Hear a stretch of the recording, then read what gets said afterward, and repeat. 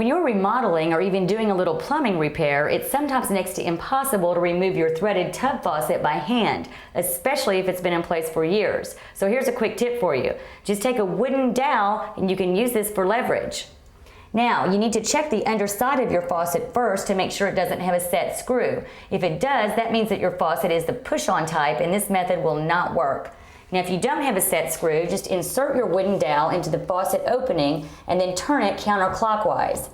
Now, if your dowel doesn't clear the side of your tub, then just take a shorter version of this and turn it the rest of the way. Now, here's another tip for you. If you're planning on using this faucet again, just wrap your dowel rod in a soft cloth so that you don't mar the finish.